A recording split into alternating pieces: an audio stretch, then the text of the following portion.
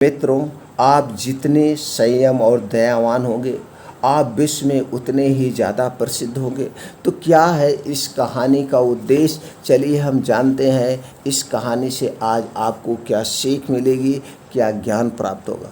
आप सभी मित्रों का हमारे इस कहानी के चैनल पर बहुत बहुत स्वागत व अभिनंदन है। बहुत समय पहले की बात है, राजा विक्रमादित्य ने बड़े बड़े विद्वानों को अपने दरबार में मंत्रणा के लिए बुलाया और निमंत्रण के तौर पर उन्हें खूब सारा धन दान में दिया। जब राजा विक्रमादित्य का दरबार लगा था, तभी सभी विद्वान एक स्वर में बोलने लगे कि इस धरती पर महाराजा विक्रमादित्य सबसे बड़े दानी हैं। वही महाराज ने एक ब्राह्मण को देखा जो शांत बैठा था। महाराज ने जब ब्राह्मण से उनके शांत होने का कारण पूछा, तो ब्राह्मण ने कहा कि यदि राजा उसे अभय दान दे तो वह कुछ बोलने की हिम्मत करेगा। तब राजा ने उसे वचन दिया कि इसके बाद ब्राह्मण ने कहा कि महाराज, बेशक आप बहुत बड़े दानी हैं, लेकिन सबसे बड़े दानी नहीं हैं। आपसे भी बड़ा दानी इस पृथ्वी पर है। ब्राह्मण के वचनों को सुनकर सभी दरबारी ब्राह्मण की ओर देखने लगे और महाराज ने ब्राह्मण की निडरता की तारीफ की।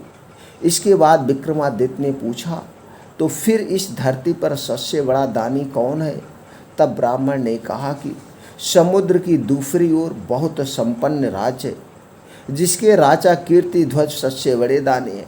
वह रोजाना जब तक 1,00,000 स्वर्ण मुद्राएं दान नहीं करते, तब तक वह कुछ भी ग्रहण नहीं करते, एक अन्न नहीं खाते। मैंने तो कुछ दिन तक उनके दरबार में जाकर दान ग्रहण किया था। महाराजा विक्रमादित्य ने ब्राह्मण की यह बात सुनकर उन्हें बहुत सारा धन देकर विदा किया और स्वयं बेताल की मदद से समुद्र के पार राजा कीर्तिध्वज के राज्य पहुंच गए। वह सीधा कीर्तिध्वज के दरबार में पहुंचे और उनसे अपने लिए एक नौकरी की मांग की। कीर्तिध्वज ने महाराज से उनका परिचय पूछा, तो विक्रमादित्य ने कहा कि वह एक साधारण नागरिक हैं और नौकरी की तलाश कर रहे हैं। तब कीर्तिध्वज ने उनसे पूछा कि आप क्या काम कर सकते हैं? तब राजा विक्रमादित्य ने कहा कि जो काम कोई नहीं कर सकता है वह मैं कर सकता हूँ। राजा कीर्तिध्वज ने महाराज की यह बात सुनकर उन्हें अंगरक्षक के रूप में नियुक्त कर दिया। महाराज ने देखा कि कीर्तिध्वज सच में रोजाना 1,00,000 स्वर्ण मुद्राएं दान करता है, लेकिन इतनी स्वर्ण मुद्राएं राजा कीर्तिध्वज को कहाँ से आती है, यह जानने की विक्रमादित्य के मन में लालसा हुई।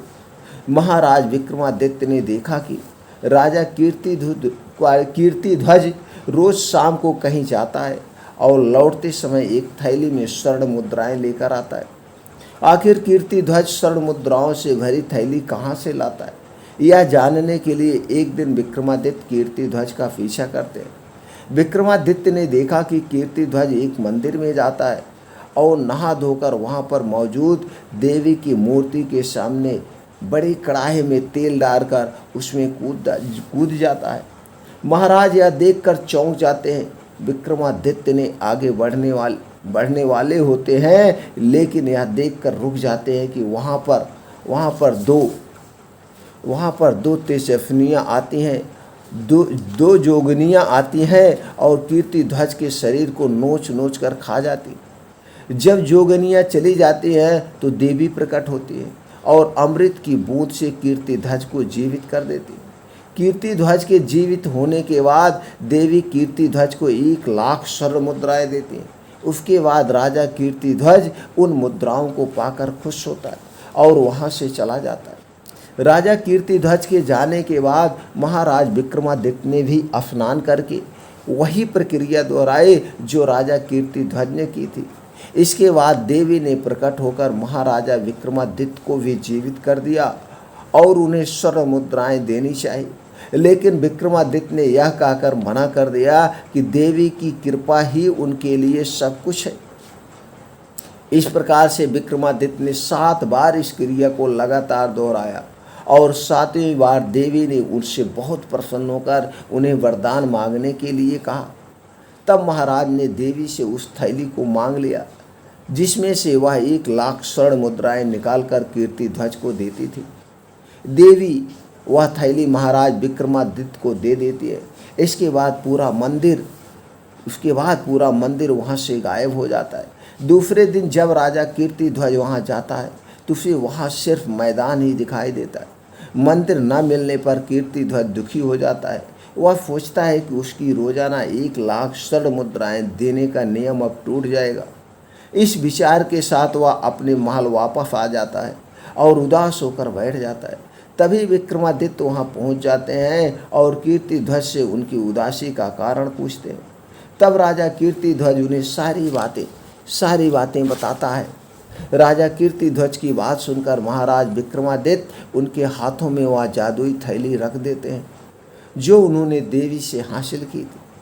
थैली को पाकर राजा कीर्तिध्वज को अपनी आंखों पर विश्वास नहीं हुआ और उन्होंने विक्रमादित्य से उनकी सच्चाई जाननी चाहिए और पूछा कि आखिर देवी की यह थैली उन्हें कैसे मिली। तब महाराज विक्रमादित्य ने राजा कीर्तिध्वज को सारी बातें बताई। राजा कीर्तिध्वज को जब विक्रमादित्य की असलियत पता चले तो उन्होंने विक्रमादित्य को गले से लगा लिया और कहा कि आप ही इस धरा पर सबसे बड़े दानी हैं। राजा कीर्तिध्वज से विदा लेकर महाराज विक्रमादित्य अपने राज्य वापस आ गए। इस तरह से दान की बात सुनकर राजा भोज गदगद हो गए और इस कहानी को सुनाकर कीर्तिमती भी पहले वाले पुतलियों की तरह उड़ गई। बच्चों, मित्रों, इस कहानी से हमें यही सीख मिलती है कि आप कितने भी संयम और दयावान हो, आप विश्व में उतने ही ज़्यादा प्रसिद्ध होंगे जितने आपके अंदर संयम और दया होगी। मित्रों, उम्मीद करते हैं इस कहानी से आपको क्या ज्ञान प्राप्त हुआ, हमें कमेंट सेक्शन में ज़रूर बताएं। फिर मिलते हैं ऐसी ही और ज्ञानवर्धक कहानी के साथ अगले वीडियो में।